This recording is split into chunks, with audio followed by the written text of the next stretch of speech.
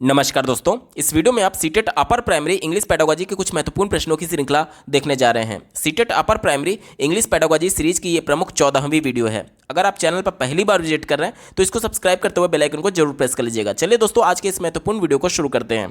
पहला प्रश्न आप अपने स्क्रीन पर देख पा रहे होंगे, what does pedagogical realisation of material refers to in material development. यानी कि ये कहा जा रहा है कि जो हम लोग टीचिंग लर्निंग मटेरियल यूज करते हैं, उस टीचिंग लर्निंग मटेरियल के विकास में यानी उसके डेवलपमेंट में एक टर्म होता है पेडागोजिकल रियलाइजेशन ऑफ मटेरियल। इसका क्या मतलब है, ये हमसे पूछा जा रहा है। ध्यान दीजिएगा, पेडागोजी का मतलब क्या होता है? शिक्षण शास्त्र। शिक्षण शास्त्र का प्रयोग कौन करता है? टीचर करता है, क्योंकि पेडागोजी का यूज तो वही करेगा ना, बच्चों को शिक्षण विधि का प्रयोग करते हुए एप्रोप्रिएट शिक्षण विधि के माध्यम से पढ़ाने के संदर्भ में।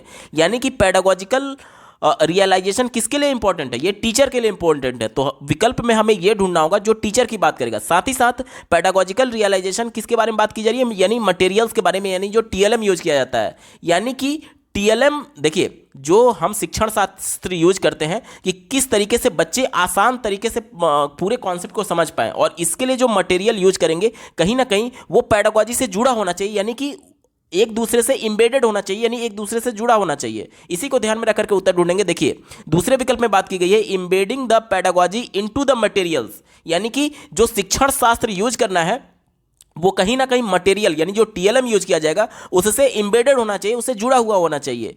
टू इनेबल द टीचर, देखिए मैं आपसे बोला था ना कि पेडागोजी किसके लिए है? ये टीचर के लिए, तो टीचर की बात होनी चाहिए, इंपॉर्टेंट है। एडॉप्ट द पेडागोजी, यानी कि शिक्षक के शिक्षण शास्त्र को अपनाने के लिए जरूरी यह है कि उसका जो पेडागोजिकल एस्पेक्ट है वो उसके टीएलएम से जुड़ा हुआ होना चाहिए। विकल्प नंबर 2 में इसी की बात करता है और यही इसी को बोला जाता है पेडागोजिकल रियलाइजेशन ऑफ मटेरियल। विकल्प नंबर 2 बिल्कुल एप्रोप्रिएट जवाब हो जाएगा। अगला प्रश्न पूछा गया था, लर्निंग आउटकम शुड आइडियली, यानी कि आइडियल तौर पर लर्निंग आउटकम क्या होना चाहिए। ध्यान से समझिएगा, लर्निंग आउटकम क्या होता है, पहले इसके बारे में थोड़ा सा जान लेते हैं। किसी विद्यार्थी के लिए पाठ्यक्रम में सीखने के जो लक्ष्य या फिर दक्षता निर्धारित की जाती है, जिन्हें ध्यान में रख करके शिक्षक अपनी दैनिक कक्षा शिक्षण को संपादित करता है और कक्षा के अलावा अनेक सह शैक्षिक गतिविधियों को आयोजित करते हैं, उसे ही लर्निंग आउटकम बोलते हैं। यानी कि एक लक्ष्य बच्चे के लिए तय कर दिया गया कि मान लीजिए कक्षा 3 में अगर बच्चा है तो बच्चे को इतना आना ही चाहिए। जैसे कि निपुण भारत मिशन अभी चलाया जा रहा है, जिसके अंतर्गत ये तय किया गया है कि जब बच्चा कक्षा 3 में जाएगा तो कम से कम उसमें बेसिक लिटरेसी जिसे बोलते हैं, यानी कि किसी टेक्स्ट को पढ़ करके उसका अर्थ ग्रहण कर ले, बेसिकली वो लिख पाए। इसके अलावा जो बेसिक न्यूमेरेसी होती है, जिसके अंतर्गत अंकों को पहचानना और गणित के सामान्य संक्रियाएं जो होती हैं, जोड़ घटाना गुणा भाग, वो बच्चा सीख जाए, तो ये उसके लिए मिनिमम दक्षताएं बोली जाएंगी। यानी कि कक्षा 3 तक अगर बच्चा इतना समझ पा रहा है तो ये हमने लक्ष्य तय कर दिया कि इतना बच्चे को आना ही चाहिए। लक्ष्य को अंग्रेजी में ऑब्जेक्टिव बोलते हैं, ठीक है।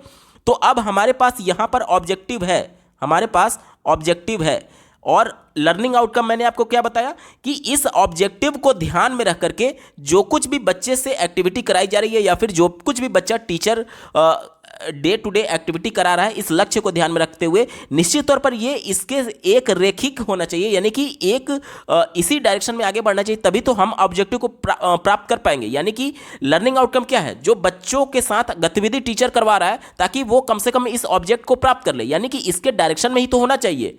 इसको प्राप्त करने के लिए जरूरी यह है कि हम इसी को ध्यान में रख करके आगे बढ़ें, इसी को ध्यान में रख करके हम लोग उत्तर ढूंढेंगे, ठीक है। चलिए, कहा जा रहा है कि enabling learners to master the form of language, यानी कि कहा जा रहा है कि बच्चा मास्टरी एकदम हासिल कर ले भाषा में, तो ये हमारा उत्तर नहीं होता है। तीसरा देखिए, enabling learners to master all content, यानी ये कहा जा रहा है कि बच्चा सभी कंटेंट में एक तरीके से मास्टरी हासिल कर ले, तो ये भी हमारा उत्तर नहीं होता है। दूसरा देखिए, not align with learning objectives, यानी कि जो बच्चे के लिए उद्देश्य तय किया गया था, कहा जा रहा था कि उसके लिए उस रैखिक नहीं होगा, उसके दिशा में नहीं होगा, तो ये भी विकल्प निगेटिव है, क्योंकि जो लक्ष्य हमने तैयार किया है अब उसके लिए जो कुछ भी गतिविधि कराएंगे वो उस डायरेक्शन में ही तो होगा। यही बात कर रहा है option number 1, align with learning objectives, यानी बच्चे के लिए जो उद्देश्य तय किए गए हैं लर्निंग आउटकम उसी के डायरेक्शन में चलेगा, क्योंकि उसी उद्देश्य को तो ध्यान में रखकर के बच्चे को गतिविधि कराई जाएगी, यानी कहीं ना कहीं वो दोनों एक देशीय होंगे, उसी की बात की गई है विकल्प नंबर 1 में। विकल्प नंबर 1 बिल्कुल एप्रोप्रिएट जवाब हो जाएगा। अगला प्रश्न पूछा गया था, a teacher of class 7th asks her learners to watch their favourite television show or a serial for about month and later ask them to write the summaries of the episode. What is this activity known as? यानी कि कहा जा रहा है कि 7वीं कक्षा के एक शिक्षक ने शिक्षार्थियों को उनका फेवरेट टेलीविज़न शो या फिर सीरियल लगातार 1 महीने देखने के लिए बोला और उसके बाद से उन्होंने उसका समरी लिखने के लिए बोला, प्रत्येक एपिसोड का समरी लिखने के लिए बोला। टीचर ने प्रत्येक बच्चे को बोला। तो हमसे बोला जा रहा है कि ये एक्टिविटी क्या है। तो यहाँ पर देखिए, सबसे पहले जब बच्चे अपने फेवरेट टेलीविजन शो को या फिर सीरियल को देखते होंगे तो उससे क्या होगा, वो डेटा को कलेक्ट कर रहे हैं, यानी कि ये क्या बोला जाएगा, सिंथेसिस बोला जाएगा, यानी कि संश्लेषण बोला जाएगा। उसके बाद से जब बच्चे डेटा कलेक्ट हो गया, उसके बाद से एनालिसिस कर रहे हैं और उसके बाद से एक रिपोर्ट तैयार कर रहे हैं। देखिए यहाँ पर समरी करने की बात की जा रही है, यानी एक रिपोर्ट तैयार की जा रही है, यानी पहले सिंथेसिस, फिर एनालिसिस, फिर रिपोर्ट लिखना। इसे हम लोग क्या बोलते हैं, इसे प्रोजेक्ट वर्क बोलते हैं। ऑप्शन नंबर 4 यहाँ पर बिल्कुल एप्रोप्रिएट जवाब हो जाएगा। अगला प्रश्न पूछा गया था, रीडिंग कॉम्प्रिहेंशन इज, कॉम्प्रिहेंशन का मतलब होता है समझ, यानी कि पठन बोध। पठन बोध क्या है, ये हमसे पूछा जा रहा है। तो पठन बोध का मतलब क्या होता है, पढ़ करके अपना अर्थ ग्रहण करना, यानी सीधे तौर पर जो कुछ भी लेख हम लोग पढ़ रहे हैं उसको पढ़ने के बाद से अपनी एक समझ विकसित कर पाए, उस सेंस में होता है। ठीक है, जो भी विकल्प इसकी बात करेगा वही हमारा उत्तर हो जाएगा। चौथे विकल्प से शुरुआत करते हैं। कहा जा रहा है कि decoding the words and sentences and the view point of author, यानी कहा जा रहा है कि जो ऑर्थर का, जो लेखक का पॉइंट ऑफ व्यू है उसको समझने की बात की जा रही है और वर्ड्स को डिकोड करने की बात की जा रही है और सेंटेंस को डिकोड करने की बात की जा रही है। तो ये विकल्प निगेटिव है, क्योंकि यहां पर पठन बोध का मतलब ये होता है कि पढ़ करके हम अपना खुद का अर्थ बना पाए कि आखिर हमें भी तो समझ में आना चाहिए ना, वहां पर लेखक का विचार क्या है। उससे ज्यादा इंपॉर्टेंट यह है कि जो लेख हम पढ़ रहे हैं उसको पढ़ करके अपना समझ विकसित कर पाए। तो ये विकल्प निगेटिव हो गया, हमारा उत्तर नहीं होगा। तीसरा देखिए, रीडिंग अलाउड, यानी कि सस्वर पढ़ने की बात की जा रही है, जोर जोर से पढ़ने की बात की जा रही है, फॉर करेक्ट प्रोनाउंसिएशन, यानी सही उच्चारण के लिए, and understanding how sound from into words, और ये समझने के लिए कि आवाज जो होता है, जो ध्वनि होता है, वो वर्ड्स यानी शब्दों से किस प्रकार से निकलती है। तो पठन बोध का मतलब केवल उच्चारण से मतलब नहीं है, बल्कि उसका अर्थ ग्रहण करने से है, और वो भी स्वयं का अर्थ ग्रहण करने से है, स्वयं के निर्माण करने से है। क्योंकि आज हम लोग संरचनावाद की बात करते हैं। संरचनावाद का मतलब क्या होता है, बच्चे सक्रिय भागीदारी के माध्यम से अपने ज्ञान का निर्माण स्वयं करेंगे, यानी कि पढ़ करके वो खुद का अपना एक मीनिंग कंस्ट्रक्ट करे। वो वाला विकल्प हमारा सही जवाब होगा। ठीक है, इसमें केवल प्रोनाउंसिएशन तक सीमित रखा गया था, इस वजह से विकल्प निगेटिव हो गया। पहला विकल्प देखिए, a process of decoding the letters and words, तो केवल शब्दों को और अक्षरों को ये डिकोड करने की बात कर रहा है। तो ये भी विकल्प निगेटिव है, क्योंकि यहां पर अर्थ की बात ही नहीं कर रहा है, क्योंकि पठन का मतलब तो होता है पढ़ करके अर्थ ग्रहण करना ना। एक ही विकल्प बचा, ऑप्शन नंबर 2 देखिए क्या कहा जा रहा है, अ प्रोसेस ऑफ कंस्ट्रक्टिंग। देखिए मैंने आपको क्या बोला था कि संरचनावाद ये कहता है कि हम अपना मीनिंग खुद कंस्ट्रक्ट करेंगे, खुद बनाएंगे। यहां पर देखिए, constructing the meaning by using the skill of inferring, यानी कि यहां पर अपना मीनिंग खुद गढ़ने की बात की जा रही है, खुद अपना अर्थ समझने की बात की जा रही है। तो यही हमारा पठन बोध होता है। ऑप्शन नंबर 2 यहां पर बिल्कुल एप्रोप्रिएट जवाब हो जाएगा। अगला प्रश्न पूछा गया था, a teacher does the following activity in her class room, यानी कि एक शिक्षक हैं जो अपनी कक्षा में इस गतिविधि को आयोजित करते हैं। कौन सी गतिविधि है, ध्यान से पढ़ लेते हैं।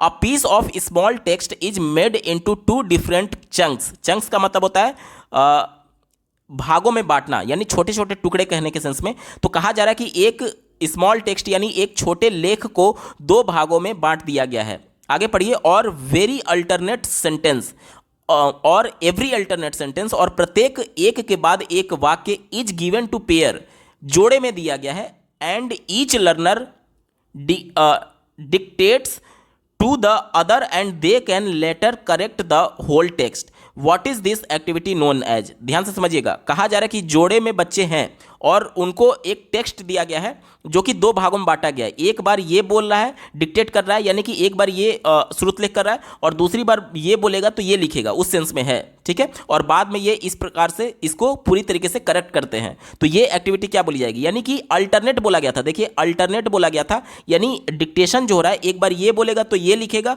और ये बोलेगा तो ये लिखेगा। तो इसे हम लोग क्या बोलते हैं, म्यूचुअल बोलते हैं। जैसे कि आप लोग म्यूचुअल ट्रांसफर खूब सुनते होंगे उत्तर प्रदेश में, ट्रांसफर के सेंस में। यानी कि एक जिले में कोई बालक मतलब कि कोई शिक्षक यहाँ पर तैनात है और कोई दूसरा शिक्षक यहाँ पर तैनात है, तो ये अगर इसके जगह पर यहाँ पर आना चाहता है और इसके जगह पर यहाँ पर आना चाहता है तो इसी को बोलते हैं म्यूचुअल ट्रांसफर। यानी एक के जगह दूसरा गया और दूसरे के जगह पहला चला आया। यही तो काम यहाँ पर किया जा रहा है, जो डिक्टेट करने का काम किया जा रहा है, जो श्रुत लेखा काम किया जा रहा है। यानी ग्रुप में जब बच्चे थे तो एक जब बोल रहा था तो दूसरा लिख रहा था, और दूसरा जब बोलने लगा तो पहला लिख रहा था, और उसके बाद से ऐसे ही प्रोसेस करके वो पूरे टेक्स्ट को शुद्ध कर रहे थे। तो ये एक्टिविटी क्या बोली जाएगी? तो ये तो कंफर्म हो गया कि इसमें म्यूचुअल आएगा ही आएगा। अब चारों विकल्पों में देखिए एक ही विकल्प में केवल म्यूचुअल की बात की गई है, और डिक्टेशन चूंकि कर रहे थे इसलिए म्यूचुअल डिक्टेशन इसका बिल्कुल सटीक जवाब हो जाएगा। विकल्प नंबर 1 सही उत्तर है। अगला प्रश्न पूछा गया था, comprehensible input in language learning refers to.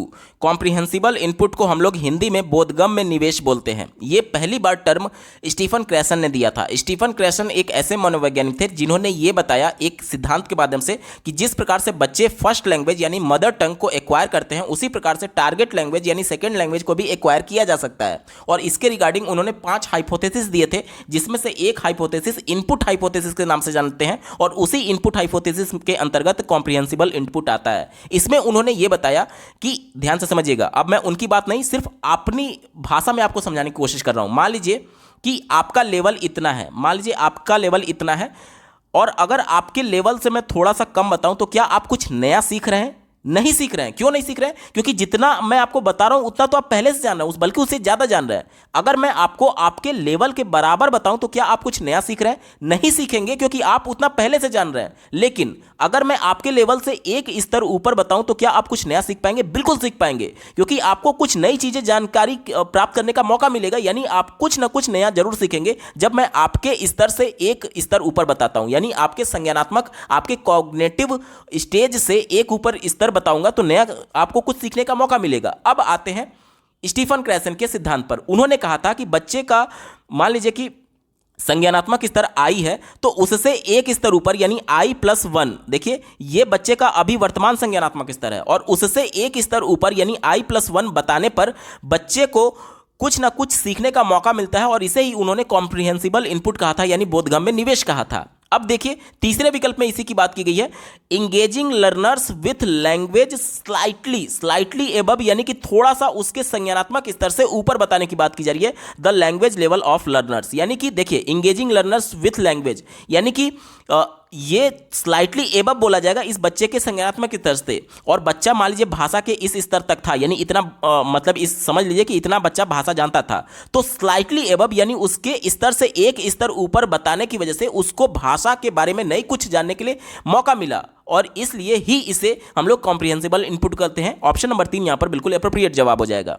अगला प्रश्न पूछा गया था, स्कीमिंग और टेक्स्ट मीन्स। स्कीमिंग का मतलब होता है ऊपर ऊपर तैरना। जैसे कि आप समझिए, मान लीजिए आप न्यूज़पेपर पढ़ रहे हैं, तो न्यूज़पेपर कैसे पढ़ते हैं? जैसे कि आप लाइन बाय लाइन नहीं पढ़ना चाहते। क्यों नहीं पढ़ना चाहते? क्योंकि इतना ज़्यादा उसमें कंटेंट रहता है। अगर हम लोग लाइन बाय लाइन, शब्द बाय शब्द पढ़ने लगे तो पूरा दिन भर हमारा न्यूज़पेपर में ही निकल जाएगा। तो हम लोग क्या करते हैं कि जल्दी से पढ़ करके ऊपर ऊपर उसका पूरा थीम क्या है, क्या किस बारे में लिखा है, उसको पढ़ने की कोशिश करते हैं। सबसे पहले हमारी नज़र राइट टॉप कॉर्नर पर जो यहाँ पर मेन लिखी गई रहती है बॉक्स में, उसको हम लोग पढ़ते हैं। उसके बाद से मेन पॉइंट्स इसमें से हम लोग पढ़ लेते हैं। यानी कि हम उसका पूरा थीम जानना चाहते हैं। स्कीमिंग का मतलब क्या होता है कि ऊपर ऊपर पढ़ना, पूरा इंफॉर्मेशन को प्राप्त करने के सेंस में, यानी उसका पूरा थीम समझने के सेंस में। ठीक है, इसी को ध्यान में रखकर के उत्तर ढूंढेंगे। चलिए, पहला दिया गया reading the tiles of understand. कहा जा रहा है reading the titles to understand, यानी कि केवल टाइटल यानी केवल शीर्षक पढ़ने की बात कर रहा है। हमारा उत्तर नहीं होगा, क्योंकि यहां पर स्कीमिंग का मतलब ये होता है कि हम लोग ऊपर ऊपर तो पढ़ते हैं लेकिन केवल टाइटल तक सीमित नहीं रहते हैं, बल्कि उसका पूरा थीम जानने की कोशिश करते हैं। बीच में अगर कुछ इंफॉर्मेशन पढ़ने की भी जरूरत पड़े तो हम लोग ऊपर ऊपर जरूर पढ़ेंगे, लेकिन वहां पर थीम इंपॉर्टेंट होता है। ठीक है, तो ये विकल्प निगेटिव हो गया, हमारा उत्तर नहीं होगा। दूसरा देखिए, रीडिंग अलाउड द टेक्स्ट, यानी कि सस्वर पढ़ने की बात की जा रही है, तो ये इससे रिलेटेड नहीं, हमारा उत्तर नहीं होगा। क्योंकि मन में पढ़िए या फिर सस्वर पढ़िए, यहां पर यह इंपॉर्टेंट नहीं है। यहां पर यह इंपॉर्टेंट है कि उसका थीम हमें पता करना है। अब चाहे आप सस्वर पढ़िए या फिर मौन पठन करिए, तो यहां पर इसका कोई मतलब नहीं था, उत्तर नहीं होगा। तीसरा देखिए, रीडिंग फॉर इंफॉर्मेशन। इंफॉर्मेशन का मतलब होता है स्पेसिफिक इंफॉर्मेशन की बात की जा रही है। जैसे कि मान लीजिए एक टेक्स्ट में पढ़ रहा हूं, तो इसमें कोई एक स्पेसिफिक इंफॉर्मेशन को अगर मैं स्पेसिफिक इंफॉर्मेशन के लिए पढ़ रहा हूं तो उसे हम लोग स्कैनिंग बोलते हैं। प्रश्न हमसे स्कीमिंग के बारे में पूछा गया है। ये जो रीडिंग फॉर इंफॉर्मेशन, ये आपका सीधे तौर पर आप समझ लीजिए कि ये आपका स्कैनिंग से जुड़ा हुआ है और प्रश्न हमसे स्कीमिंग के बारे में पूछा गया था, तो ये भी हमारा उत्तर नहीं होगा। ठीक है, एक ही विकल्प बचा ऑप्शन नंबर 4। देखिए, रीडिंग फॉर मीनिंग। मीनिंग का मतलब होता है अर्थ या फिर उसका थीम के सेंस में, क्योंकि पूरा लेख का जो अर्थ है वही तो थीम बोला जाएगा। और मैंने आपको स्टार्टिंग से ही बोला था कि स्कीमिंग का मतलब क्या होता है कि ऊपर ऊपर पढ़ करके पूरा उसका थीम, उसका सारांश समझने की बात किया जाता है इसमें। तो ऑप्शन नंबर 4 यहां पर बिल्कुल एप्रोप्रिएट जवाब हो जाएगा। अगला प्रश्न पूछा गया था output hypothesis in language learning as, यानी कि भाषा अधिगम में आउटपुट हाइपोथेसिस क्या होता है, ये हमसे पूछा जा रहा है। तो जिस प्रकार से इनपुट हाइपोथेसिस आपने देखा था, जिसमें बच्चे को जो लैंग्वेज सिखानी है उससे एक स्तर ऊपर, बच्चे के संज्ञानात्मक स्तर से एक स्तर ऊपर बच्चे को बताया जाता था, उसे हम लोग इनपुट हाइपोथेसिस बोलते थे या फिर कॉम्प्रिहेंसिबल इनपुट बोलते थे। और आउटपुट हाइपोथेसिस में क्या होता है कि यहां पर जब बच्चे को भाषा सिखाई जा रही है तो उसका आउटपुट क्या आएगा, कोई प्रोडक्ट थोड़ी निकल करके आएगा, उसका आउटपुट यही होगा, वो भाषा होगा। यानी भाषा का प्रयोग वह किसी उद्देश्य के लिए कर पाए, इसे ही बोलेंगे आउटपुट हाइपोथेसिस। यानी जो कुछ भी बच्चा भाषा सीख रहा है उसका उद्देश्य पूर्ण यूज कर पाए, ये हमारा इंपॉर्टेंट है। ठीक है, दिए गए विकल्प में देखिए ऑप्शन नंबर 4 में बात की गई learners ability to use language for purpose as they learn, यानी कि जिस उद्देश्य के लिए वो भाषा को सीख रहे हैं, उस उद्देश्य को, जिस उद्देश्य के लिए वो भाषा को सीख रहे हैं उसमें जो शिक्षार्थी है वो कहीं ना कहीं उसको यूज करने में सक्षम हो पाए, इसी को बोलते हैं आउटपुट हाइपोथेसिस। यानी सीधे तौर पर आप ये समझ लीजिए कि भाषा को सीखने का जो उच्चतम स्तर होता है या फिर उच्चतम उद्देश्य होता है वो ये होता है कि बच्चा उस लैंग्वेज को प्रयोग कर पाए अपने दैनिक जीवन में कम्युनिकेट करने में। अब मान लीजिए बच्चे का उद्देश्य क्या था, मान लीजिए कोई टारगेट लैंग्वेज बच्चा सीख रहा है कि उस लैंग्वेज को सीख करके वो विदेश में जाकर के नौकरी करेगा, क्योंकि मान लीजिए विदेश में जाएगा तो जाहिर सी बात है वहां की लैंग्वेज आनी चाहिए। तो अगर उसका उद्देश्य ये है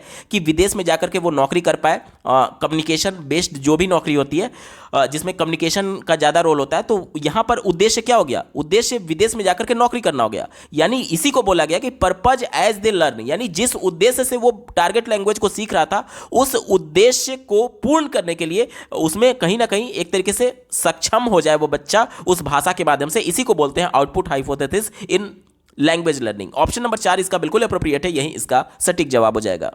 अगला प्रश्न बहुत इंपॉर्टेंट है, ध्यान से समझिएगा। कहा जा रहा है कि a teacher picks up a paragraph from a newspaper, यानी कि एक शिक्षक है जो कि न्यूज़पेपर से एक पैराग्राफ को लेते हैं and reads out to her learners twice, और अपने शिक्षार्थियों को उसको पढ़ करके 2 बार सुनाते हैं। आगे पढ़िए, then she asks them to recreate the paragraph from their listening, और उसके बाद से जो शिक्षिका है वो बच्चों से कहती है कि इस पैराग्राफ को फिर से रिक्रिएट करिए, यानी फिर से लिखिए आपके सुनने के आधार पर। आगे पढ़िए, learners need to write nearer to the meaning of the paragraph, यानी कि जो शिक्षार्थी हैं वो जो पैराग्राफ सुने हैं उसके नियरर लिखने की बात की जा रही है, बिल्कुल एग्जैक्ट की बात नहीं की जा रही है। She has read out not exactly the same word and sentences, यानी कि एग्जैक्टली वही वर्ड और वही सेंटेंस नहीं लिखना है, उसका एक तरीके से थीम वही होना चाहिए, लेकिन अपने शब्दों अपने वाक्यों का प्रयोग शिक्षार्थी कर सकते हैं। आगे पढ़िए,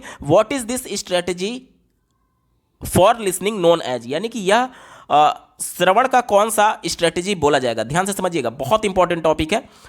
यहां पर देखिए, बच्चे को जब न्यूज़पेपर से कोई एक आर्टिकल या फिर पैराग्राफ पढ़ करके सुनाया गया, टीचर के द्वारा 2 बार सुनाया गया, उसके बाद से यहां पर बच्चे क्या कर रहे हैं कि उस पूरे जो लेख था उसको अर्थ को ग्रहण कर रहे हैं, अर्थ को ग्रहण कर रहे हैं, यानी पूरा थीम एक्सेप्ट कर रहे हैं। ध्यान से समझिएगा, बहुत डीपली मैं बता रहा हूं।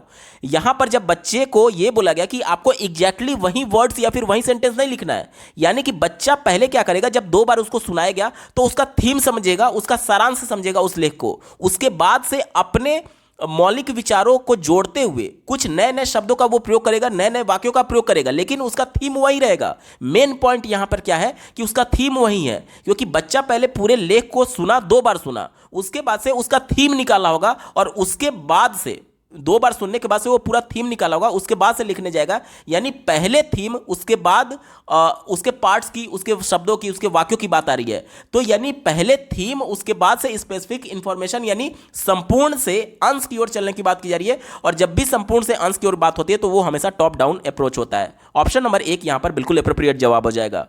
अगला प्रश्न पूछा गया था, language inputs which focus on information is, यानी हमसे यह पूछा जा रहा है कि भाषा इनपुट जो सूचना पर ध्यान केंद्रित करता है क्या है? ध्यान से समझिएगा।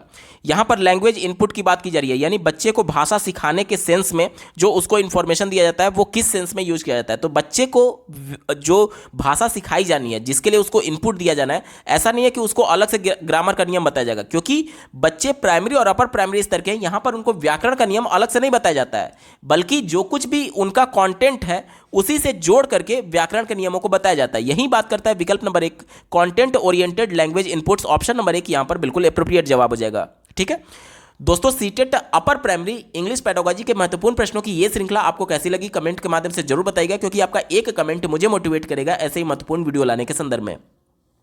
अगर आप सीटेट अपर प्राइमरी और प्राइमरी प्रीवियस ईयर सभी शिफ्टों के सभी सब्जेक्ट्स के कंप्लीट पेपर सॉल्यूशन को डिटेल में देखना चाहते हैं तो इस वीडियो के बाद इस वीडियो का डिस्क्रिप्शन जरूर चेक करिएगा। और अगर आप चैनल पर पहली बार विजिट कर रहे हैं तो इसको सब्सक्राइब करते हुए बेल आइकन को जरूर प्रेस कर लीजिएगा। इस वीडियो को देखने के लिए आपका बहुत बहुत धन्यवाद। भगवान करे आपका दिन शुभ हो।